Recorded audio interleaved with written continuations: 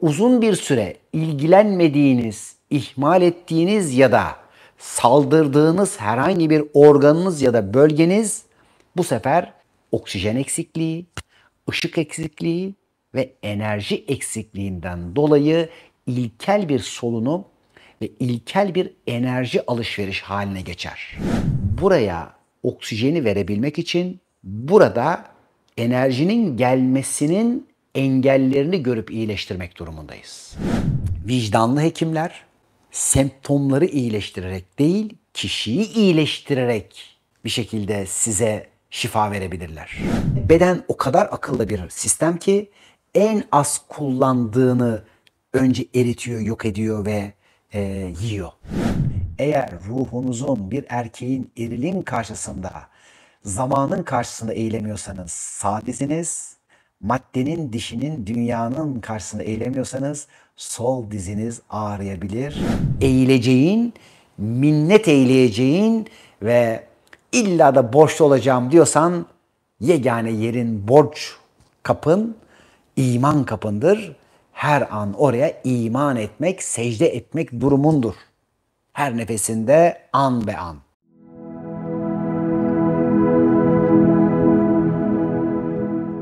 ...2024 yılı Temmuz ayı genel soru cevap çalışmamıza hepimiz hoş geldik. Bir taraftan şimdi sizler kendinize faydası olacak soruları iletebilirsiniz. Size ve hani diğer çevremizdeki insanlara fayda verecek her türlü soruyu sormak da özgürüz. Bir taraftan da hani kendimize faydalı soruları hayat içinde sorabilmek çok kıymetli. Nasıl diyeceksiniz? Sizler hazırlanırken ben de biraz bu konuları biraz sizlere aktarmak istiyorum. Çünkü sorduğunuz her türlü sorunun cevabı size verilecek. Biz bugün sadece kulaklarınıza da duyuruyoruz. Ama diğer taraftan hayat içerisinde şimdi hayata neler soruyorsunuz?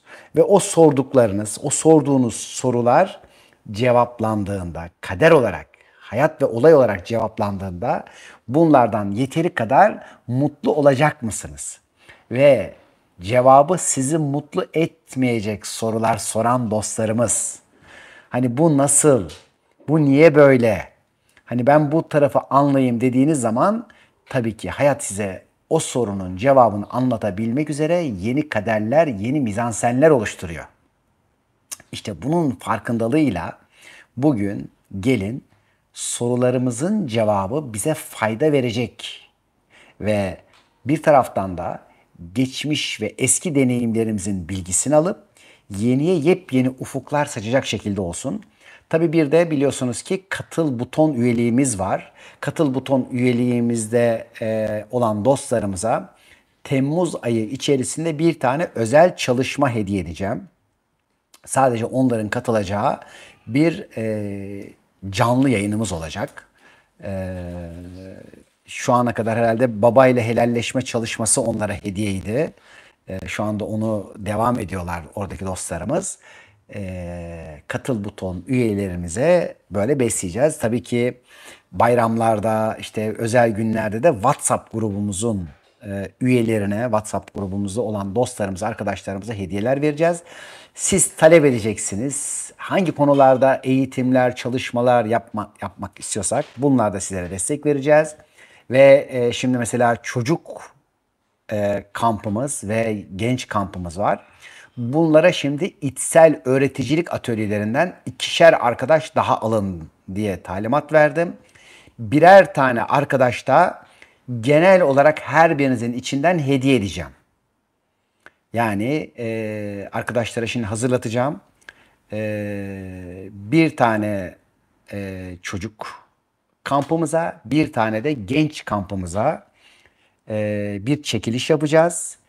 Bu çekiliş de herhalde WhatsApp grubumuz ya da şeyden olacak.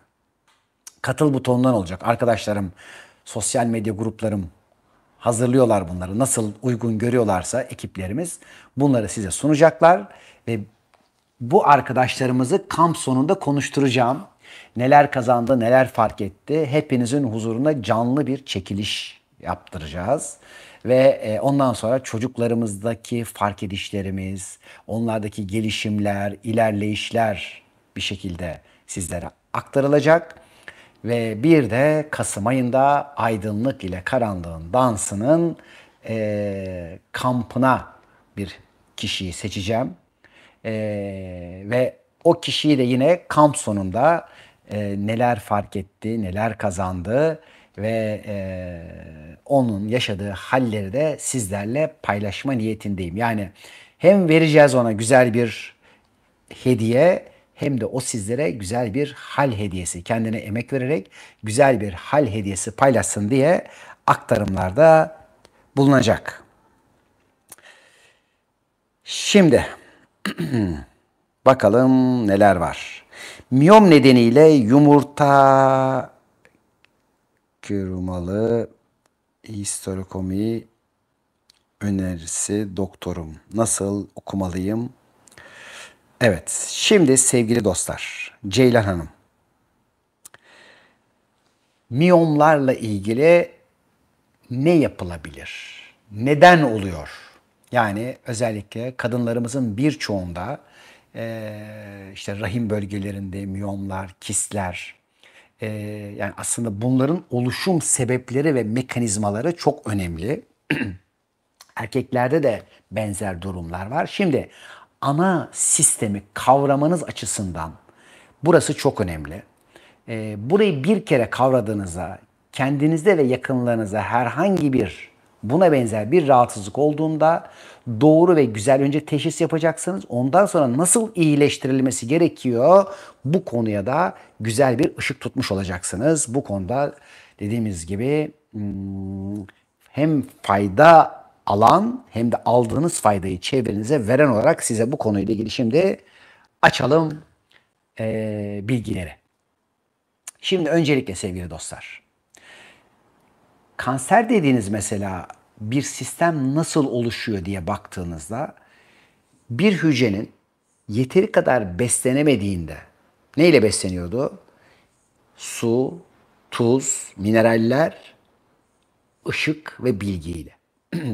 Bunlarla bir yeteri kadar beslenemediğinde bu sefer oraya kan yoluyla ya da su yoluyla çeşitli enerjiler, ışık taşınamadığında, oksijen taşınamadığında ilkel bir solunuma geçmeyi seçiyor. Yani oksijenli bir solunumdan oksijensiz bir solunuma geçiyor ve bu sefer hani iyi huylu ve kötü huylu çeşitli oluşumlar bedeninizde baş gösteriyor. Şimdi öyleyse işin yine kökeninde enerji eksikliği var ama bu enerji eksikliği neden var? Şimdi birçok kişi diyecek ki ya tamam da benim miyomum kanser değil ya da benim işte papillomam ya da bir silim, bir kistim şöyle değil. Bunlar her bir tanesi aslında öncelikle bir enerji eksikliğinden ve bu enerji eksikliğinin derecelerine göre de kimisi çok ağır kanserlere, kimisi çok basit sadece işte bir sivilce, bir işte hani miyom ya da işte bir yara haline geliyor. Ama her bir tanesinde öncelikle bir enerjiyle beslenememenin aşamaları var. Peki öyleyse neden dolayı şimdi bir kadının rahmi miyom yapar? Neden kis yapar? Neden burada diyelim ki çok daha ağır rahatsızlıklar görülür ya da meydana gelir? Şimdi ne dedik?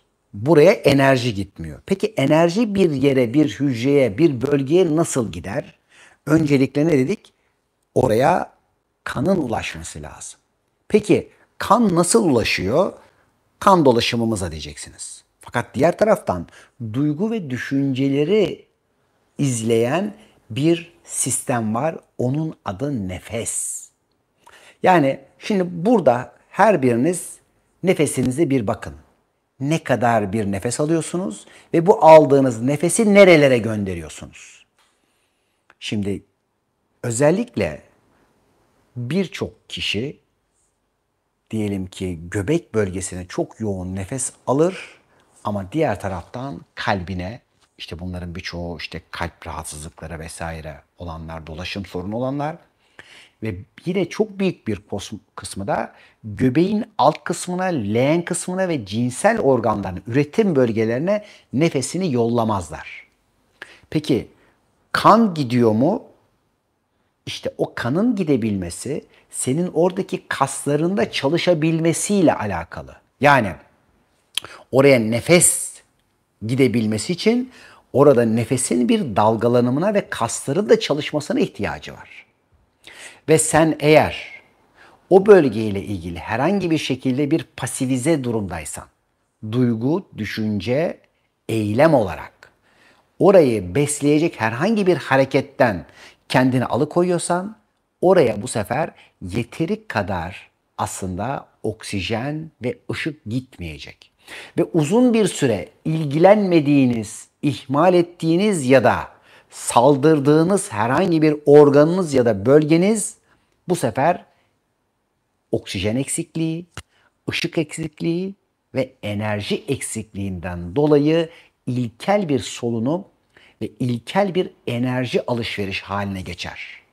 Aslında bu enerji alışveriş haline geçmesi demek, yani anaerobik, yani oksijensiz bir enerji alışverişine geçmiş olmak demek bir hastalık ya da bir rahatsızlık değil, bedeninizin aldığı bir önlem, duruma göre bir adaptasyon kabiliyetidir. Öyleyse kanserleriniz, miyomlarınız, kistleriniz, tümörleriniz herhangi bir şekilde hastalık ve rahatsızlık değildir ve bu sebepten dolayı bedeniniz bunlarla bir savaş yapmaz. Bakın ne kadar güzel bir sistem değil mi? Yani şimdi işin özellikle şu anda birçok sağlıkçımız sorduğu soruların cevaplarını çok daha güzel bir mekanizma ile alıyordur. Bu sebepten dolayı beden bunu bir virüs, bir işte diyelim ki bakteri, bir hastalık ya da rahatsızlık olarak almadığı için bunun oluşumuna izin verir. Diğer türlü olsaydı hemen işte vücudumuzdaki savunma sistemleri buraya saldıracak, bunları yok etmeye çalışacaktı. Oysa ki iş sadece enerji kıtlığından dolayı, orada bir kıtlık var, ülkeniz var, bir devletiniz var. Orada az buğday yetişti, az enerji var, fakirlik var ve o fakirlikten dolayı az beslenen insanların bir yarattığı bir durum var. Öyleyse buraya asıl olan gerekli enerjiyi yollayabilmek. Peki öyleyse biz çok yemek yersek buraya bu enerjiyi yollayabilir miyiz? Hayır. Peki biz buraya çok fazla vitamin, mineral bilmem ne verirsek bunu yapabilir miyiz? Gene hayır. Peki buradaki hastalıklı dokuyu aldık, kestik, bilmem ne yaptık. Burayı iyileştirebilir miyiz? Hayır. Peki buraya gittik işte ışın yolladık. Çok yoğun, ağır ilaçlar, öldürücü buradaki kistleri ya da oluşumları yok edici şeyler yapmaya çalıştık. İyileşir mi? Hayır. Gittik bunları yaktırdık, bir kere de kurtulur muyuz? Hayır. Ne yapacağız? Bakın şu anda birçok hekimin çare aradığı bir konu burası. Kimileri de tabii bilse dahi bu çok büyük bir rant.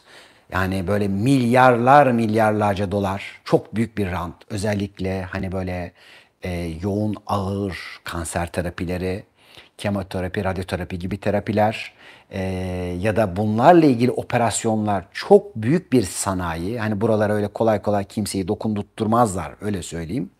Biz sadece size bunun bilgisini veriyoruz. Her biriniz kendi şifa yol ve yönteminizi buna göre seçin ve doğru tespit ve iyileştirmeyi yapabilin diye.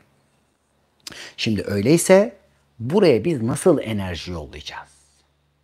Şimdi buraya enerji yollamadığınız sürece, burayı beslemediğiniz sürece hangi iyileştirmeyi, hangi bitkisel terapiyi, hangi işte ilaçları yaparsak yapalım buradaki rahatsızlık tekrarlayacaktır. Bu hangi organ ya da hangi bölge olursa olsun fark etmiyor sevgili dostlar. Öyleyse buraya oksijeni verebilmek için burada enerjinin gelmesinin engellerini görüp iyileştirmek durumundayız. Bu konuda özellikle İbn Sina Kadim Şifa Vakfı'nın 7.000'i aşkın şifacısı dünyanın dört bir tarafına hizmet veriyorlar. Fayda alışverişleri konusunda. Bunlardan destekler alabilirsiniz. Şuur ve idrakle iyileşme konusunda. İşte diyelim ki burayı fark ettik. Yani kişi herhangi bir organını, ki buradaki rahim ve cinsel organlar aslında, buraya neden dolayı biz enerji yollamıyoruz? Oksijenimizi, suyumuzu, tuzumuzu, mineralimizi ve kanımızı neden yollamıyoruz? Neden dolayı oksijenle beslemiyoruz da biz burayı birçok içinde bakterinin, parazitin ve anaerobik ortamda, karanlıkta yetişecek bir ortam hazırlıyoruz buraya. İşte o duygu durumu ya da yaşadığınız herhangi bir hal ve travma, ki eğer rahim bölgesi ise bu cinsel içerikli ya da yaşadığınız bir cinsinizle alakalı, bir utanmayla alakalı, utandırılma, bir taciz, hani bunların işte dediğimiz gibi konularını şuur ve idrak şifası yapan dost ve arkadaşlarımızdan alacağınız, ki dünyanın dört bir tarafında dediğimiz gibi var bu dostlarımızdan destek alabileceğiniz. Önce burayı görmek ve oradaki bu engeli kaldırdıktan itibaren bu sefer gerekli nefes çalışmalarıyla, ki özellikle rahim bölgesiyle aşk kası nefes çalışması. Her gün 15 dakika minimum ve bunu arttırarak, her gün 1 dakika 1 dakika arttırarak minimum 30 gün yaptığınızdan itibaren öncelikle buraya oksijen girişi başlayacak ve oksijen girişi olduğu andan itibaren oradaki miyomlar, kistler kendiliğinden iyileşmeye başlayacak. Şimdi ne yaptık? Önce oraya bir şuuru, idraki, bilgiyi, oradaki o travmanın sebebini kaldırdık. Bakalım tacizden mi, utanmadan mı, çocuklukta yaşadığınız bir şeyden mi, bir bağımlılıktan mı, bir aşırılıktan mı, herhangi bir deneyimin ters bir sonucundan mı, ve siz bu sebebi fark ettikten sonra o miyom olan bölgeyle barışarak, onun temsil ettiği enerji ve frekanslarla barışarak buranın artık iyileştirici nefesini oraya göndermeye başlayacaksınız. Bu şuur ve idraki yapmadan nefesle belli bir şeyi, orayı yine iyileştirebilirsiniz. Fakat bu yine bir bypass olur. Yani bu sefer oksijeni oraya yönlendirirsin, orayı iyileştirirsin. Fakat o travmanın su sistemindeki etkisi bu sefer başka bir alanda çıkar. Kemikte çıkar, işte saçta çıkar, işte ya hormonlarda çıkar. Bakın, yani sadece bir nefes sistemiyle iyileştirmek dahi bedensel yine bir şifa yöntemi olmasına rağmen yine bir bypass'tır. Onun için her türlü şifa yönteminin içerisinde mutlaka şuur ve idrak olduğu takdirde orada tam bir iyileşme olur. Nedeni ise aslında bütün rahatsızlıkların size bir mesaj taşıyor olmasıdır. O mesaj ulaştığında, siz o mesajı alabildiğiniz an zaten mesajcıya olan ihtiyaç biter. Bakın ne kadar güzel çalışıyor sistem. Ama siz eğer direnirseniz bu sefer mesajın volümü yükselir, şiddeti ve size zarar vericiliği gibi görünen tarafı yükselir. Bu sebepten dolayı miyom olan hanımefendilerimiz öncelikle sebeplerinin şuur ve idrakleri, ki bu konuda özellikle orayı beslemedikleri için, kendi dişilik ve kadınlıklarıyla yeteri kadar dost ve barışık olmadıkları için, bunun tabii ki arkasında özellikle aydınlık ve karanlığın dansı atölye çalışmamız var. Burayı almalarını öneririz. Ola ki yani daha ileri bir şey isterse de Kasım ayında bununla ilgili bir kampımız var. O kampın içerisinde zaten bunlarla ilgili bir sürü oyunlar, çalışmalar, egzersizler, nefes çalışmalarıyla da ilgili bunların iyileştirilmesi mümkün olacaktır. Evet. Şimdi dostlarımız neler demişler? Sürekli mahkeme haberi ve icra, haciz ve para sıkıntısı dinliyorum. Okuyamadım, nedir demiş sevgili Nur. Şimdi sevgili Nur. Şimdi tabii böyle bir durum başına geliyorsa kişi başka bir şey, izliyorsa ve seyrediyorsa başka bir şey.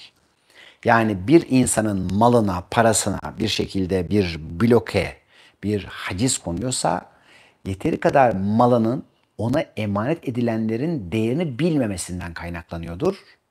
Şimdi bir de boşluluk ve işte diyelim ki orada bir iflas ya da herhangi bir şekilde maddenin içerisinde bir zorlanma meydana geliyorsa da mutlaka bir boşluluk ya da bir geçmişe bir minnetle ilgili bir durum vardır. Oysa ki hatırlayın ki la ilahe illallah, ondan başka tapacak yoktur. Senin minnet eyleyeceğin o bir olandan gayrı kimse değildir ve o da senin gönlündeki parçadır. Öncelikle bildiğimiz buradan başlayacaktır. Onun için eğileceğin, minnet eyleyeceğin ve illa da borçlu olacağım diyorsan yegane yerin borç kapın, iman kapındır. Her an oraya iman etmek, secde etmek durumundur. Her nefesinde an be an. Vaktiyle evet arkadaşlarımıza bu secdenin, salatın ve namazın bilgilerini aktaracağım. Ne zaman denk gelirse ve belki onu da hani arkadaşlarım özellikle hani katıl butonu üyelerine anlat demişler. Bakacağız. Onlar olur, başka şey olur. Bununla ilgili dediğimiz gibi biraz şu enerji alanları bir geçsin. Biraz şu anda kritik enerjilerden geçiliyor. Vaktiyle bu konu aktarılacak dostlarıma. Öyleyse bizler de şimdi Nur'un sorusunu bir daha şöyle toparlayalım. Minneti bırakmayan maddenin, paranın önünde minnet etmek durumunda ve zorunda kalır. Öyleyse sadece bir olana tapıp onun önünde eğilelim. Şimdi yıllar evvel rahmetli Aytunç Altındal bir televizyon programında böyle bir şey anlatmıştı. Herhalde Pelin Çift'le olması lazım zannediyorum. Bir 10 sene önce vardır, 10-12 sene öncedir herhalde. Şimdi biliyorsunuz 7. yüzyılda bir tane Kral Offa var. İngiltere Kralı ve İngiltere Kralı o zaman bir para bastırıyor, sikke bastırıyor. Ben gidip göremedim. İnşallah vaktiyle göreyim. İrlanda'da bir müzede olduğunu o zaman iddia ediyordu. Gösteriyordu paranın şeyini. Ve o paranın üzerinde La ilahe illallah yazıyor 700 yılında. İngiltere'nin bakın bunu. Şimdi bu çünkü çok evrensel bir şey. Ve aynı şekilde Resullük de öyle oradaki. Yani bu sistem çünkü sadece herhangi bir inançla ilgili bir şey değil bu. Araştıran dostlarımız zaten biliyorlardır. Ki bu kral bir Kelt kralı ve kendi anlayış ve inancıyla burada bağlar buluyor. Onun için bu bilgiyi, bu anlayışı kabullenip böyle bir para bastırıyor. Tarih meraklıları, değil mi? Önce Aytunç Altındal'ın YouTube'dan bölümünü, ondan sonra da oradaki kaynakları okuduğunda bunu görüyor. Ama inşallah da gözümüzle de görelim vaktiyle. Şimdi yani o her şeyin ötesinde sadece bir olana secde edebilmek bugün her bir insanın birinci görevi ve vazifesi. Sen ne kadar kalbinin önünde eğilebiliyorsun eğer burası değil mi? Yani kainata sığmayanın sığdığı yer ise, o bir olanın bağlantı yeri ise gönlünün sesinin içsel titreşimlerin karşısında ne kadar eğilebiliyorsun? İşte eğilebildiğimiz kadar la ilahe illallah. O yok. Şimdi bunu hani bazı arkadaşlar sadece herhangi bir böyle takım bilmem ne tutar gibi yapıyorlar. Herhangi bir dinle alakalı bile değil. O kadar ileri bir şey. Ondan başka tapacak başka bir mabut, başka bir ilah olmaması. Oysa ki çevrenize dönüp baktığınızda birçok insanın paraya, maddeye, geçmişe, akrabalarına ne kadar çok taptığını görürsün. Kalbini dinleyenlerin ise ne kadar az olduğunu görürsün. İşte kalbini dinleyen kadar ya da o kalbinden geleni, gönülden akanı, gönül dilinin okur yazarı olabildiği kadar okuyup dinleyebiliriz ki bu konuda çok güzel gerçekten bir atölyemiz var. Gönülleri titreten, buluşturan ve orada içeriden buluşup secde ettiren bir çalışma. İnşallah vaktiyle de seyreder ve orada da selamlaşırız. Nefes için programlar yapacak mısınız demiş sevgili Füsun. Aslında bir sürü programlarımız var sevgili dostlar. Şimdi tabii çok küçük yaşlarda hani böyle daha 76-77 yaşlarında uzak doğu sporları nefes çalışmaları yapıyorduk. Ondan sonra böyle 80'li yıllarda yoga nefesi, meditatif nefes çalışmaları yapıp 89'da bunların eğitimlerini, nefes eğitimleri, 88'de ilk çalışmalarımı yapmıştım. 89'da da nefes eğitimleri verip 93 yılında Milli Eğitim Bakanlığı için alfa zihin dalgalarına geçiş için nefes çalışmaları hazırlamıştım. Lise ve üniversitelerde beyin dalgalarını nefesle yönetebilmek ve ondan sonra baktık ki yani bu yol gerçekten çok zahmetli ve aşılması da çok kolay görülmüyor. O zaman işte belli bir şekilde yayıp nefes çalışmalarını incelterek kamplarda, çeşitli atölyelerde nefes çalışmaları adında değil ama çalışmaların içeriğinin her bir tarafına serperek yaptık ve bizim birçok e, atölye çalışmalarımızın içinde farklı farklı nefes çalışmaları göreceksiniz. Hatta bazıları çok kadim, binlerce yıl önce yapılmış ve uzun bir süre yapılmayan bazı nefes çalışmaları da var.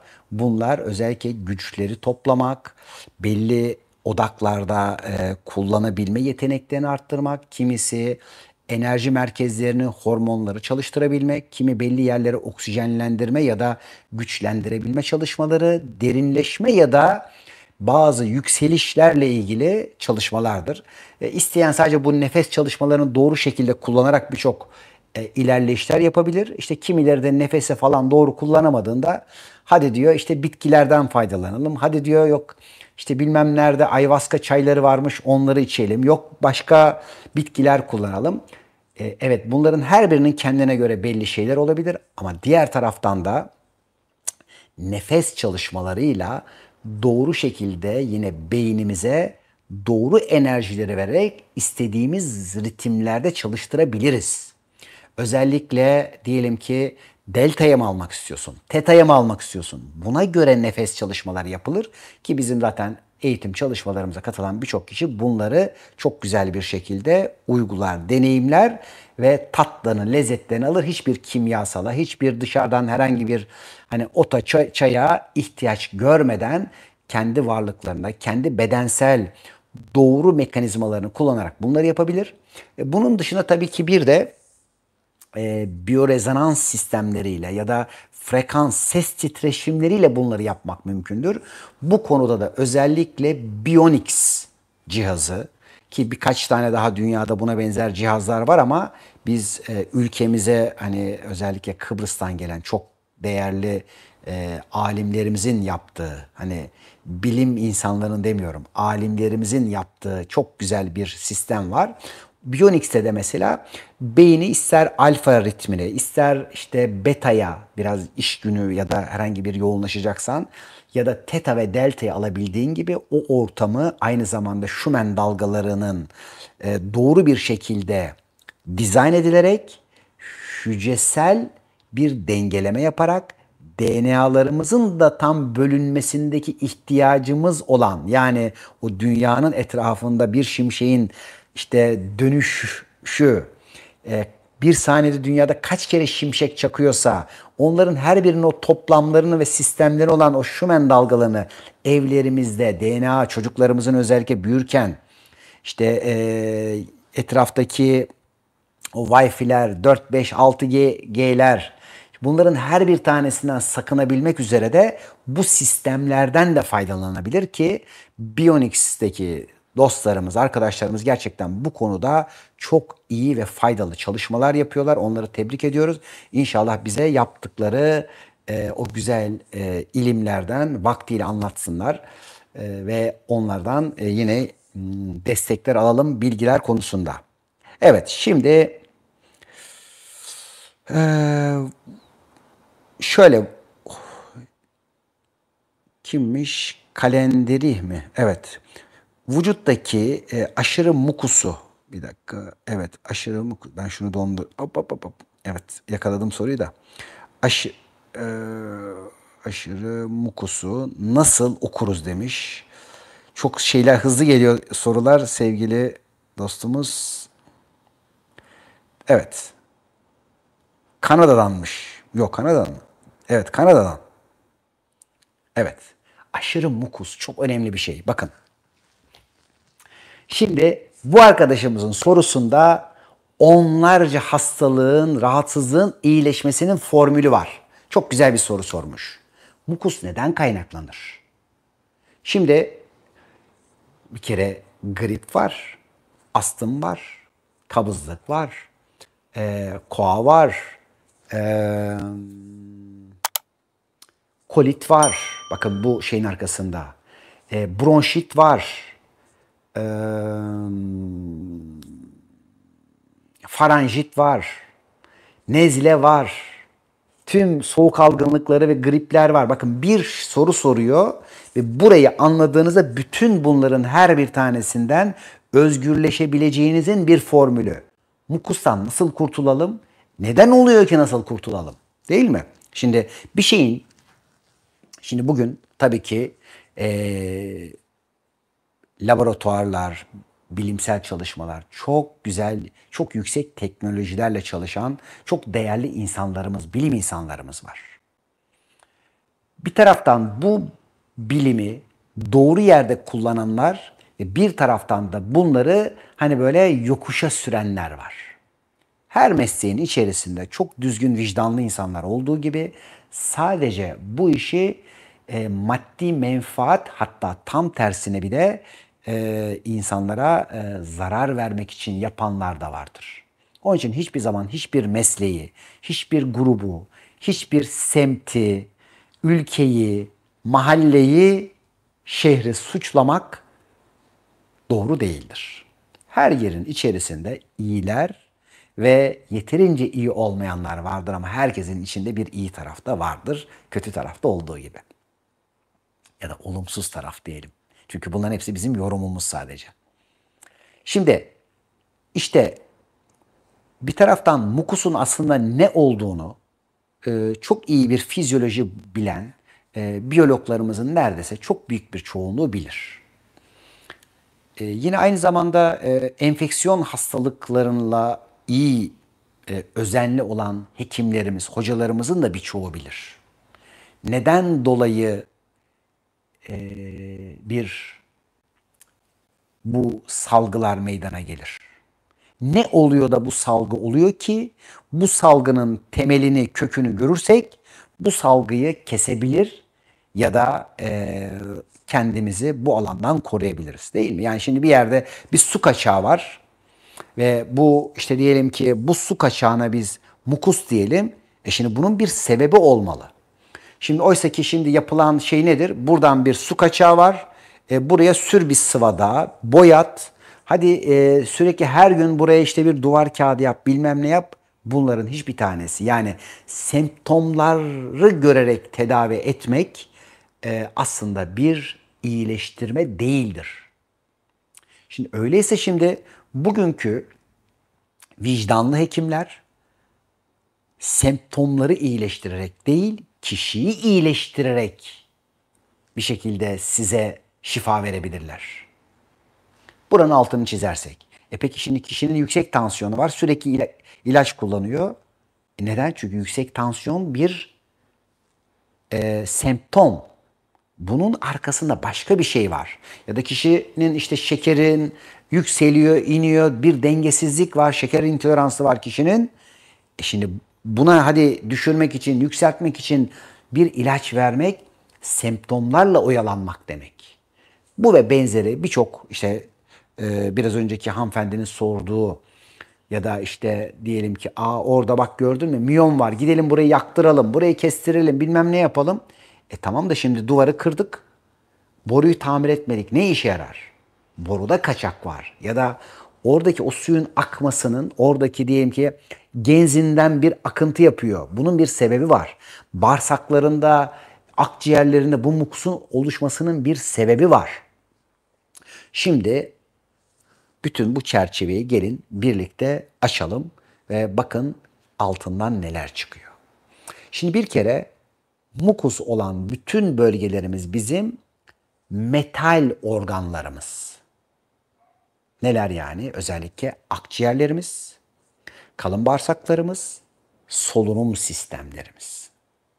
Şimdi burada cildi de çok az bir miktarda koyalım ama ciltteki konu tam modern tıbbın hani böyle eşleşeceği bir konu olmadığı için onu kenara koyacağım ama orada da su toplamaları ve çeşitli hani böyle mantar olayları yine mukusun farklı bir şekilde devamıdır.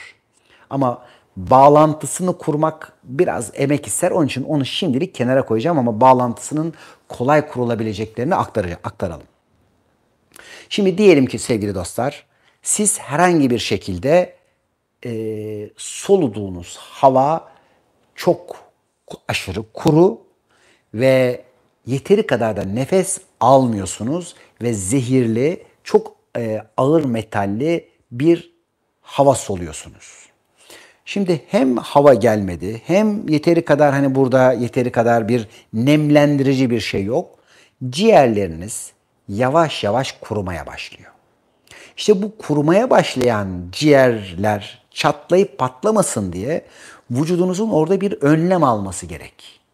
Ve alacağı önlem bu sefer buraya bir yardımcı yollamak, bir müfettiş yollamak. Bakıyor o müfettiş, diyor burada kurudu, çatladı. Akciğerlere eğer elden giderse bizim nefes almamız, hücrelerimize enerji yollamamız, oksijen yollamamız mümkün olmayacak.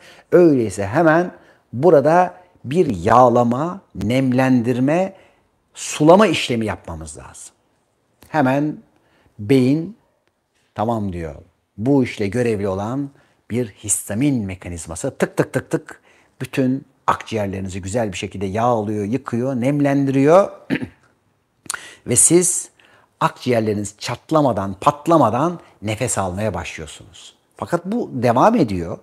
Devam ettiğinde bu artık özellikle hava keseciklerimizin, alveollerimizin ağızlarında ve içlerinde bir mukus meydana getiriyor ki bu sefer işte diyoruz ki bak kişinin astımı var. Hayır.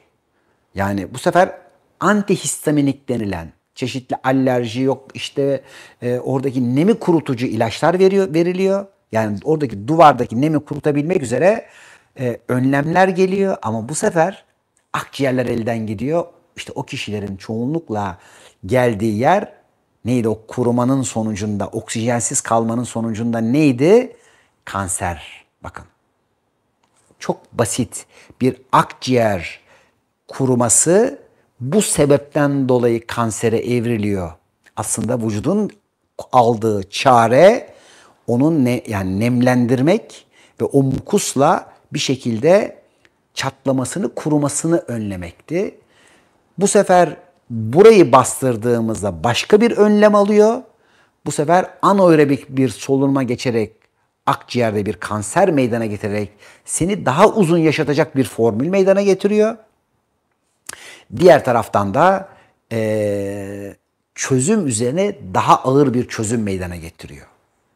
Ve beden o kadar akıllı bir sistem ki en az kullandığını önce eritiyor, yok ediyor ve yiyor. Yani kullandığın bir organı, bir kası, bir sistemi yemekten ziyade senin en az kullandığın sistemi yiyor. Eğer beynini az kullanıyorsan beynini yiyor. Biz buna bunama diyoruz. Bakın tık tık tık. Şimdi öyleyse hani kafayı mı yedin? Evet, gerçekten kafayı yeniliyor. Bu fizyolojik bir gerçek. Bir kişi beynini kullanmaya kafasını yer. Çünkü eğer kullanmadığın bir yer varsa bu kadar enerji üretmesine, tüketmesine gerek yok. Biz o zaman gidelim beynimizi yeriz, hücrelerimizi yeriz ve bugün birçok yaşı ilerlemiş olan kişinin hafıza kayıpları, bunamalarının sebebi yeteri kadar kendini tazelememeleri, yenilememeleri ve hayata yepyeni bir şekilde atılmamaları. Her gün rutinse o zaman her gün birazcık yiyorsunuz. Onun için özellikle ileri yaşta olan dostlarımız kendilerini yenilemek için yeni alanlar ve beyninizi bir çocuk gibi genç tutacak işlerin içinde olun ki sağlıklı olun. Şimdi bakın, eskiden pamuk dedelerimiz, nenelerimiz vardı. Onlar giderlerdi, çobanlık yaparlar. İşte kimisi avlanır, kimisi gider her gün bir şeyler toplar, eker, biçer, bir şey üretirdi. Ve beyinleri, akılları da böyle zehir gibi çalışırdı. Ben hani çok küçük yaşlarda çok dedelerle, nenelerle çok sohbet ettim. Şimdi gittiğimde bulamıyorum. Çünkü bir taraftan bu modern buğdaylardan yedikleri için, bir taraftan GDO'lu gıdaları ve tarım ilaçlarıyla kendilerini zehirledikleri için hani köylümüz maalesef şehirliden daha hasta durumda. Birçok köydeki kişilerin hasta ve rahatsız olmasının sebebi suni gübreler ve kullanılan tarım ilaçlarıdır. Ey sevgili köylülerim!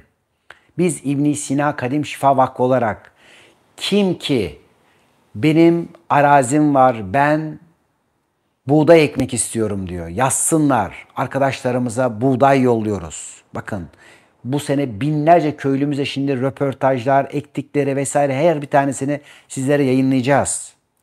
Ki arkadaşlar da ara sıra yayınlıyor. Onun için iş konuşmak değil, iş üretmek, icraat. Yani biz burada bir şeyler anlatıyoruz. Aa tamam, adam anlatıyor bilmem. Hayır, öyle değil. Arkada binlerce dostumuz, arkadaşımız çalışıyor sevgili dostlar. Fayda rehberliğinde çalışıyor, fayda üretiyor. Fayda alabilmek için sizlere fayda vermek üzere çalışan dostlarımıza buradan tekrar teşekkür ederim. Ve bir taraftan sadece o buğday tohumlarını size vermiyorlar. Nasıl ekeceksin? Nasıl büyüteceksin? Nasıl onları geliştireceksin? Nasıl hasat edeceksin? Hasat ettikten sonra sana ücretsiz verileni iki tane komşuna nasıl verip de daha da büyüyeceksin? Ağı nasıl genişleteceksin? Bunların her bir tanesi tabii ki öncelikle gönül işi, ama aklederek, aklımızı kullanarak, kendimize fayda vermek için çevremize, yaşadığımız topluma, insana, insanlığa, ülkeye ve dünyaya karşı sorumluyuz. Her biriniz bu dünyadaki çiçeklere, böceklere, kuşlara karşı sorumlusunuz. Sadece insanlara karşı da değil. Bu dünyanın, bu tabiatın bir parçası olarak her birimiz fayda üretmek mecburiyetindeyiz. Çünkü toprağa bir veriyorsun, bin veriyor. Ama emin ol, olumsuzlukları da bu şekilde hazırlar. Sadece biraz sabırlıdır. Onun için bazen doğa konuştu mu insanı susturur. Görüyoruz birçok yerlerde. Susup kaldılar. Çeşitli yerlerde olaylar olduğunda nasıl ki kimse konuşamadı. Bir işte tabii afet olduğunda işte görüyorsunuz, yağmurlar demiştik, çok çok artacak. Eski bildiğiniz yağmurların çok öteleri geliyor, gelecek. Onun için evlerinizi ona göre yerlere kurun. Sağlam zeminler oluşturun. Hiçbir masraftan hani kaçınarak değil, canınız, sağlığınız, yani sevdiklerinizin sağlığının bir ölçülebilir fiyatı yok sevgili dostlar. Onun için her biriniz öncelikle hayata, kendinize kıymet vermek durumundasınız. Ben de tabii nerelerden nerelere geldim. Böyle güzel sohbetler olunca şimdi sorularınıza bakalım. Evet, eşimde yüksek tansiyon çıktı. Okuması nedir demiş sevgili Sultan. Şimdi sevgili dostlar, ben mesela bu yıl ilkbahar detoksu yaptığımda dedim ki yüksek tansiyonu olanlar ve kronik kabız olanları almayacağım. Şimdi dediler ki ya neden dolayı? Şimdi geçen sene 12.600 kişi yaptık, herkese aldım.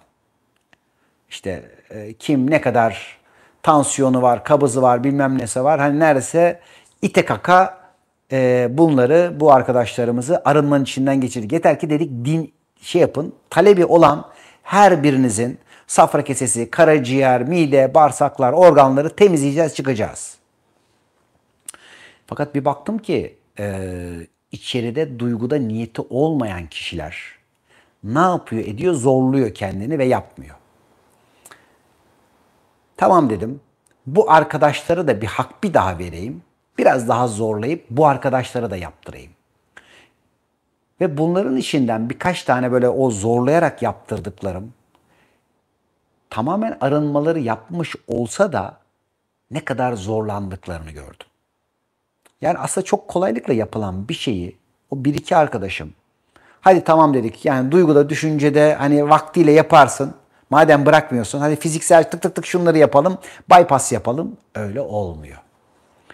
Ve özellikle bu kabız ve yüksek tansiyonu olan kişiler geçmişi bırakmadıkları için bu rahatsızlıkları yaşıyorlar. Peki yüksek tansiyonu olan kişiler şimdi tabii birçok kişi hemen şöyle ya tamam işte zaten yaşımız şöyle oldu. İşte damarlarımız böyle oldu. Bilmem ne böyle olduğu için de işte yüksek tansiyon. Böyle bir sürü bahaneler söyleyebilirsin sevgili dostlar. Onun için o arkadaşlara öncelikle hayatı doğru okumalarını, hayatın matematiği var. Bütün tıbbiyeliler, bütün sağlıkçılar ya da sağlıkla iş olan bütün dostlarımız için bir sürü yayınlarımız var. Her bir şeyin matematiği var ve hepsinin de çözümüyle buradayız. Yani şimdi hani arkadaşlar soruyor ya miyon bilmem tık tık tık. Bak arkasında daha benim 5 elementle ilgili bir sürü videolarım var. Oradaki su sisteminin nasıl çalıştığını, ne yenmesi gerektiğini, ne yemediğinde ne olduğunun bir sürü mekanizmaları var. Bunun doğayla, mevsimlerle, hani renklerle, yiyeceğiniz tatla bir sürü bağlantıları var. Ben burada sadece birkaç tane tık tık tık hani yaptım ama arkası dolu. Ya da şimdi yüksek tansiyon. Şimdi herhangi yaşadığı bir duygusal konuyu sorun ve problem edip bırakmak istemeyen bir kişiyi sen zorla gel hani ilacı bırak iyileşeceksin diyemezsin. Çok toykan yapıyorduk. Hadi gel birazcık su iç, hadi birazcık şunu yap, bunu kullanma bilmem ne. Hayır öyle değil. Kişi o duyguyu bırakmak istemiyorsa damarlarına zarar veriyor. Damarlar ne? Hayatın o enerjisini besleyen yollar, trafikler. Şimdi sen o yolda kum taşıyorsun, çakıl taşıyorsun, çimento taşıyorsun. Damarları elastikiyetini bozup kireçlendiriyorsun. Orada bir sürü işte diyelim ki doğru yerde kasman gereken kasları kasmayıp gidip damarların içinde kasıyorsun. Bu sefer diyorsun ki işte nasıl iyileşecek bu? İşte bu arkadaşlarımızın öncelikle kendini kastığı ve kasıldığı yerlerden çıkabilmesi üzerine şuur ve idrak şifaları almalarını öneririm. Dediğimiz gibi 7.000'in üzerinde İbn Sina Kadim Şifa Vakfı'nın şifacının yolu çalışmalarından mezun olan dostlarımız, arkadaşlarımız dünyanın dört bir tarafında bu alanda hepimizin hizmetinde. Şimdi diğer taraftan siz böyle bir kişiyi seyrediyorsanız size anlattıkları yok mu? Var. Hele bu şimdi sizin kocanız yani şu anda bir ruhsal planınız, ruhunuz ve manevi tarafınızla ilgili geçmişte yaşadığınız çeşitli olayları iyileştiremediğinizi size gösteriyor. Nerede hangi duyguya takıldınız ve o takıldığınız duygudan buraya yeniye gelemiyorsunuz. Siz gelemiyorsunuz ama bir taraftan da size gelemediğinizi seyrettirmek üzere kocanız var. Şimdi inşallah vaktiyle bu hayat okumalarının bir felsefesini bir programda güzel bir şekilde aktarmak istiyorum size. Aslında yeni bir felsefe olarak aktaracağım ama kadim bir felsefe. Sadece bu zamanımıza ve günümüze biraz uyarladığımız ama her devirde binlerce defa anlatılmış, aktarılmış bir şey. Yani seyrettiklerin senden öte değil. Birliği hanginiz duymadınız? Birlik felsefesiyle ilgili hanginiz bir kelime, bir cümle görmediniz? Sadece bizim yaptığımız bu sistemi nasıl kullanacağız bunu anlatıyoruz. Yani unutulmuş ama çok önemli bir manevi bilgi alanını açıyoruz. Diyoruz ki her biriniz seyrettiklerinizden sorumlusunuz ve tesadüfen orada bulunmuyorsunuz ve size yansımanız bir şeyler anlatıp aktarıyor. Öyleyse yüksek tansiyonu olan kişiler alamayan kişiler. Eskiyi bırakamadıkları için, eski bazı hal ve duyguları bırakamadıkları için alamayanlar, onun için yeteri kadar tuzlu suları, ışık sularını içemeyen kişiler. Ve bir de bunlara ne yaparlar? Tuzu bıraktırırlar, iyice alama. Çünkü tuz yoksa hücrenin içi alamaz. Ama tabii ki tuz deyince bazıları rafine tuz anlıyorlar. Onun için de bir şey diyemiyoruz ama bu konuda bir sürü videolarımız var. İsteyenler beden nasıl beslenir vesaire gibi buralardan YouTube'dan fayda alabilirler. Yatay enerjimi demiş. Yatay enerjimin fazla olduğunu düşünüyorum. Şimdi tabii yatay enerjimin fazla olduğunu düşünüyorum diyorsunuz. Aslında öyle değil sevgili dostlar. Yani arkadaşımız şöyle demek istiyor. Ben diyor çok fazla tembellik edip fazla harekete geçemiyorum. Demek ki çok yataydayım diyor. Şimdi hayat her adımınıza göre sizi dengeler. Onun için hiçbir enerjiniz diğerinden daha az ya da çok olamıyor. Bakın bu bilgiyi YouTube kanalından ilk defa anlatıyorum. Bizim kamplarımızda bunun tabii ki tatbikatlarını birçok arkadaşımız yaşamıştır. Nasıl bir şey şimdi bakın. Siz hangi tarafta duruyorsanız, diyelim ki herhangi bir alanda yatayda çoğaldınız. Aşırı tembellik yaptınız. Aşırı bir şekilde işte oh yan gel yat Osman eskilerin dedikleri gibi. Bak ben ne kadar yatayım ve yatay enerjim o zaman çoğaldı zannedersiniz. Hayır. Hemen o enerjiyi dengeleyecek başka bir yerde de çok hareketli bir enerji gelir. Şimdi diyelim ki bu yatayda birisi bedende tembel. Birisi ruhta tembel. Birisi duyguda tembel olsun. Birisi de işte diyelim ki hiçbir manevi halde hareket etmiyor. Bunların hepsi yatay enerjilerden bir tanesi. Şimdi bu sefer bu yatay enerjiyi dengelemek üzere hayat hemen başka bir kapı açar. Der ki şimdi mecburen bu aşırı pozitiflerden, dikey enerjilerden almak zorundasın. Ne onlar? Hastalık, aşırı zihin, düşünce, kaza, aşırı çalışma zorunda olmak. Şimdi hiç durdurulamayan bir düşüncenin içinde kalmak. Sürekli geçmişle ama sürekli bir duygu travmasının içinde boğuşmak. Al sana bak bir sürü hareket enerjisi. Şimdi sen diyebilir misin ki benim yatay enerjim fazla? Tekrar burada şimdi bu sırrın biraz daha açayım. Siz ne yaparsanız yapın dengedesiniz. Öyleyse hayat seni dengelemek üzere kurulmuş çok özel bir simülasyon. Bu arkadaşlar bir ilahi yasa anlattığım. Tabii çok derin kavramları var ama şu anda bizi daha önceden dinleyen arkadaşlar bağlantılarını kuruyordur. Yani sen hangi tarafta bir şeyi fazlalaştırdıysan başka bir tarafta zaten çoktan dengelendin. Dengelenmektesin. Peki o zaman dengede olayım ne demek? İşte buna yön verdiğinde yani zaten dengedesin, zaten dengeleniyorsun. Mesela bir karı ve koca tamamlanarak dengededir. Bir aile tamamlanarak dengededir. Bu çok özel bir mutluluk ve huzur sırrına doğru giden yükseliş yoludur. Burayı hani şimdi çok azını açtık ama hızlı idraki olanlar sonunu getirebilirler. Ya da bununla ilgili dediğimiz gibi çok derin çalışmalar var. Farkındalığımızı açarak yani bu yolu kavramı gördüğünüzde ama ilahi yasasını verdim. Bu da bu soru cevaba bir hediye olsun. Yani ben öyleyse hangi tarafın fazlalığını yaparsam zaten diğer bir tarafın kasesine de kainat koyacaktır. Bu sebeple atalarımız ne yaptı? Yoğurdu koydu, bembeyaz dedi. Peyniri koydu, bembeyaz dedi.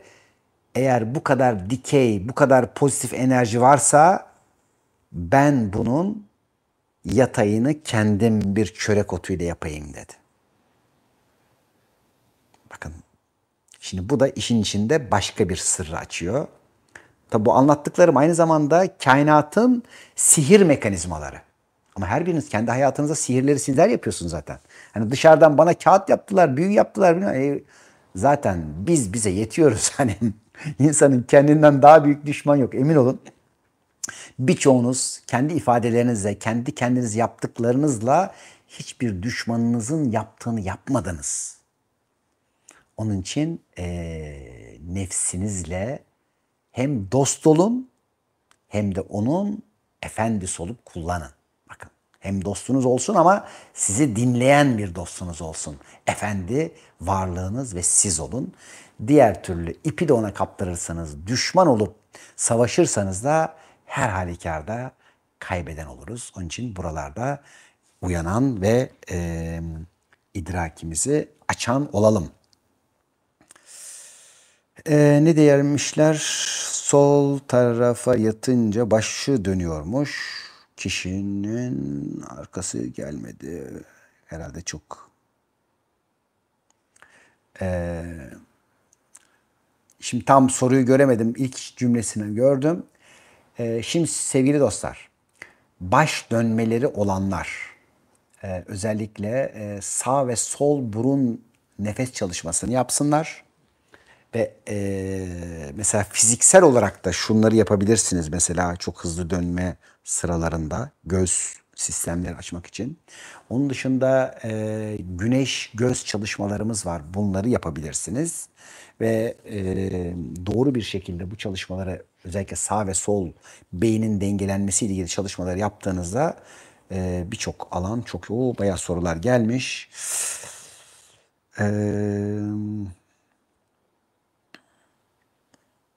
Sağ diz ağrısı. Fatma Hanım. Evet. Dizleriniz sevgili dostlar çoğunlukla safra kesesi rahatsızlığınızdan dolayı ağrır.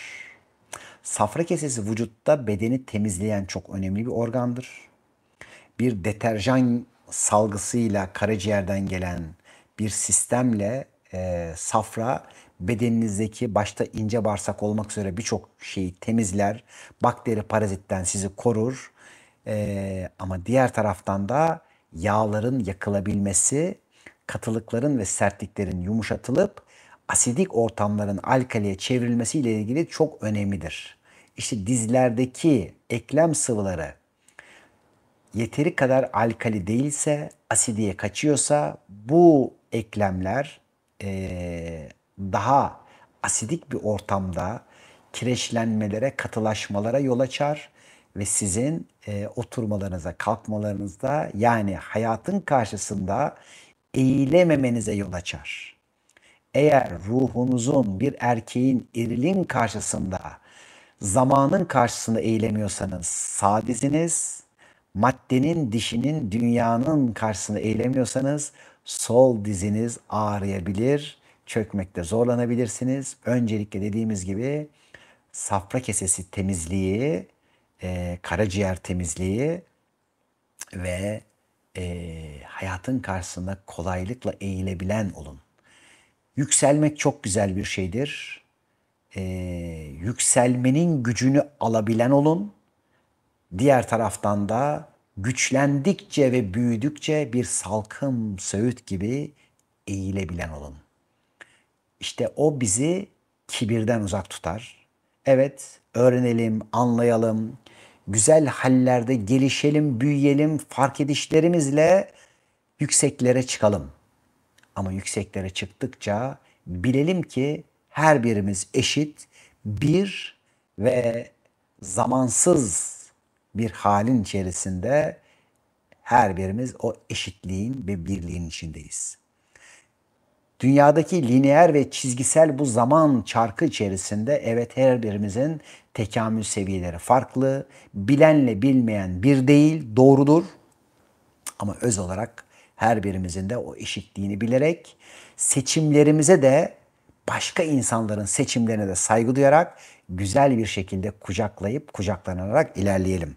Vaktimiz dolmuş ama biraz daha güzel sorular var. Onları evet. Bak, bakayım bulabilecek miyim biraz önce?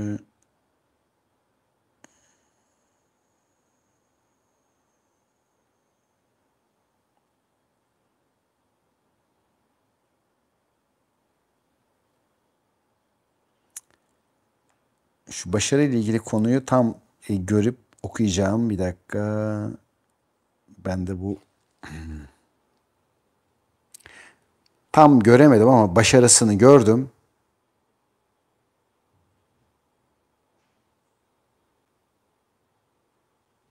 Çok güzel rüyalar falan da var. Buradaki bir gün katıl butonuna rüya çalışması yapayım. Tamam. Kabul. Katıl butonundaki arkadaşlarımıza madem ki bu kadar çok rüya şeyiniz geliyor, güzel bir rüya çalışması yapalım. Rüya farkındalığı çalışması yapalım. Ee, Temmuz ayı içerisinde benim arkadaşlarım gün tespit etsinler. Ee, Özellikle 15 ya da 20 Temmuz civarında, 15 Temmuz olabilir. O civarda bir tane rüya çalışması onlara hediye yapalım. Katıl butonuna. Evet sevgili dostlarım. Güzel çünkü burada rüyalar görüyorum. Gözde bir... Evet. Gözde tiroide bağlı bir rahatsızlık var ama dedim hızlı geçti göremedim orayı. Şimdi sevgili dostlar, tiroid hormonlarınız çok önemli. Burada özellikle T3 diye bilinen yani aslında bizim özellikle 0-2 yaş grubu içerisinde gelişen T hücrelerimiz. Bunlar da nasıl gelişiyor biliyorsunuz? 2 yaşına kadar çocukken bizim hücrelerimize tanıttığımız çeşitli virüs, bakteri ve hani böyle dünyadaki birçok şeye karşı T hücrelerimiz bir bağışıklık, bir koruma sağlıyorlar. İşte bu T1, T2, T3, T4 diye giden bu T hücrelerimizin T4'ten T3'e çevrilebilmesiyle ilgili özellikle yine safra kesesinin, midenin ve ince bağırsakların çok büyük bir görevi vardır. Burada bunlar yeteri kadar doğru bir şekilde çalışmadıkları zaman T4'ler T3'e dönüşemediğinde tiroksinlerimiz bir şekilde bedenimizde başta tiroid hormonlarımız olmak üzere ona bağlı tüm bağışıklık sistemimize zafiyetler görülür. Ve organlarımızda da oluşabilecek çeşitli rahatsızlıklar bu sefer hem baş gösterir hem de oluşanların iyileştirilmesiyle ilgili yeteri kadar bedenimiz güçlü olamayabilir. Onun için Öncelikle tiroid rahatsızlığı olanlar bir safra kesesini, midelerini ve ince bağırsaklarını nasıl iyileştirebilirler? Bununla ilgili yeteri kadar doğru bir beslenme sistemini nasıl yapabilirler? Aldıkları diyelim ki iyodun, nasıl ki burada iyot olmadan bu T4'ten T3'e dönüştürülemiyor ve burada bunu nasıl yapabilirler?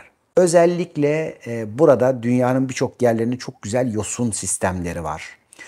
Türkiye'de özellikle Iodinex diye bir Beyond Smart'ın bir ürünü var. Bunu kullanabilirsiniz.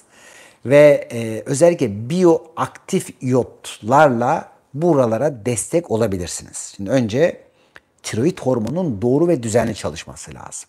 Şimdi bu fizikseli kenara koyduk. Bunlar işin modern tıp ya da fizyoloji tarafları. Tamam da neden? Değil mi? Yani bu işin bir duygu tarafı var, düşünce tarafı var, manevi tarafları var. Yaşanılan bir sürü olayların travmatik özellikleri var. Özellikle kendilerini engellenmiş hissedenler. Annem şöyle yaptı, babam böyle yaptı, şuraya gitmem engellendi diye çeşitli bahanelerle kendilerinin yaptıkları, yani seçtikleri hayatın sorumluluğunu almayan kişiler. Bu biraz ağır gelmiş olabilir ama diğer çalışmalarımızı dinlersek oradaki sorumluluğu daha iyi kavrarız. Ki hele şimdi Adana'daki bir şifa çalışmamız vardı. Gücün kabulü diye. Bu yayınlandı. Orada gerçekten harika şifa seansları var. Çok güzel, her birimize böyle ilaç gibi gelecek çok güzel çalışmalar var. Herhalde gücün kabulü diye hatırlıyorum. İsmi neyse arkadaşlar yazsınlar. Tam hele orada bir sevgi var ki o sevgi böyle her birimizi hüngür hüngür ağlatmıştı. Allah ondan razı olsun, selam olsun. Ve sevgiyi ne kadar uzağa koyan parçamız bir an içerisinde sevgiyi kendi içine çağırarak, alarak kendi dönüşümüyle birlikte nasıl ki oradaki işte yüzlerce kişiyi bir sevginin dönüşümüne şahitlik ettirmişti. Onun için her bir parçanızın şifası çok önemli. Her biriniz çok değerlisiniz. Bakın, hiçbirimiz sakın ola ki şu şöyledir, değersiz böyle. Hepiniz değerlisiniz ama değeri bilen, bilmek isteyen ya da fayda almak isteyene yönelin. Fayda almak isteyene sakın ha zorla ben seni iyileştireceğim, yapacağım, gel seni şuradan şuraya sana fayda vereyim demekten uzak durun. Yük alır, hatta bir de kulağınızı çektirirsiniz. Bunun her biriniz defalarca örneklerini gördünüz, yaşadınız. Onun için buralarda sakının. Diğer taraftan da bir insana dahi bir fayda verebildiysen o sana 1000 tane tohum olarak dönecektir. Ama bir insana da zarar verdiysen bil ki o da dönüyor. Öyleyse bilmeden de olsa herhangi bir insana, bir canlıya zarar verdiysek gönlümüzden kendimizi affederek ama bir şekilde de onlarla doğru ve güzel bir şekilde yumuşaklıkla helalleşerek dualarımızı yapıp dua alan olarak güzel bir şekilde bu alanlardan özgürleşelim ki biliyoruz ki hepinizin iyi niyetli olsa da bazen cahil taraflarımız vardı. Değil mi? Şimdi geçen gün bilgin dedik, bilge dedik, cahil dedik. Hiç bilenle bilmeyen bir olur mu dedik.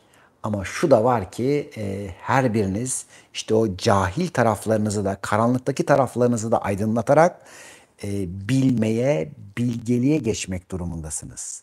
Ve bilgeliğin kıymetini bilerek bildirilen olarak hayatın size anlatmasına, aktarmasına, perdelerinizi açıp da size güzel muhabbetler etmesine izin vererek yeni güzelliklerde, yeni güzel tatlarda buluşan olalım.